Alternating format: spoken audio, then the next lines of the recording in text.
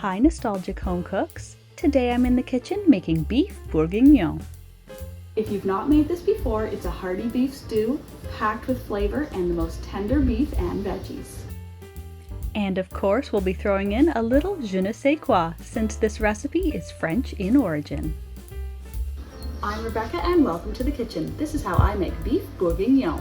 I'm going to start off with the most important part of this dish, the beef. For this recipe today, I'm using beef short ribs. Using a cut of meat with the bone in is going to release so much added flavor and give the broth a delicious texture.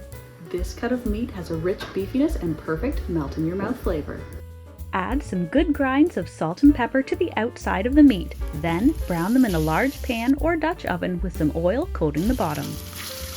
I want the meat to get a nice caramelized coating on all sides before I cook it fully in the stew. While I'm waiting for the meat to brown, I'm going to get started on preparing the veggies. I have an 8-ounce or 225-gram container of button mushrooms that I'm going to roughly chop. Chop 3 carrots into a rough dice. Depending on how large you like your veggies in the stew is up to you. They are all going to cook low and slow on the stovetop, so they'll all have plenty of time to become soft and tender. Next up, I'm going to dice 2 ribs of celery. For this dish, I like to use ribs that are a little closer to the center of the stock because they're sweeter, and don't hesitate to throw in the leaves. Finally, I'm going to dice 2 shallots. Shallots have a lovely, delicate sweetness compared to onions, which are going to be perfect for this classic French stew. I've removed the brown beef to a plate and I'm going to fry my mushrooms in the same pan. My mushrooms have cooked and browned. I'm going to remove them to a plate. To the same pan, I'm going to add the rest of the veggies.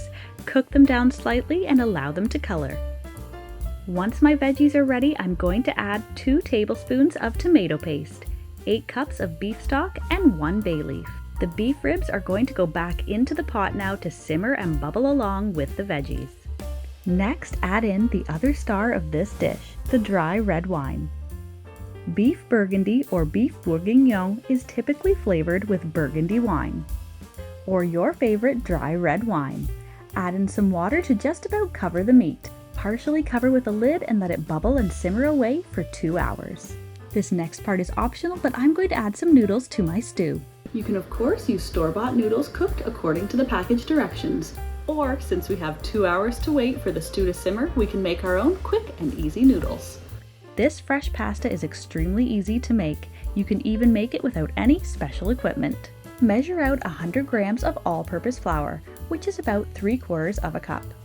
Make a pile on the counter with a little well in the center. Sprinkle in a pinch of salt, crack in 1 egg, and a drizzle of olive oil. Now with a fork, beat the egg and as you go, keep adding a little bit of flour to the liquid. When you have a paste consistency, switch to your hands to bring the rest of the dough together. Then knead until a soft, smooth dough. Cover and let it rest for about 20 minutes. For the rustic noodles I want for my bourguignon, you can either just use a rolling pin and roll the dough out very thinly or run it through a pasta roller. Split the dough into 2 or 3 parts so you aren't making incredibly long noodles. Flour the sheets of pasta and roll them into a log. Then you can quickly cut them into the size and shape that you want. I wanted thick, wide noodles for mine, and remember these will expand to about double their size while they're cooking. Now that the 2 hours is up, I can remove the beef from the pot and add back in the mushrooms. As soon as the beef is cool enough to handle, remove it from the bones and shred the beef into bite-sized pieces. Remove any unwanted fat. The beef should look extremely tender and melt in your mouth. It will almost shred itself. Add the beef back to the pot and adjust the seasonings to your taste.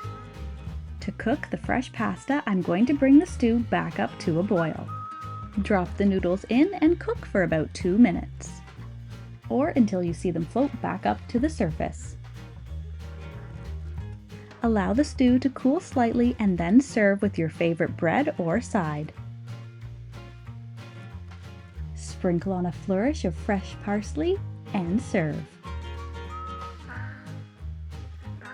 Enjoy!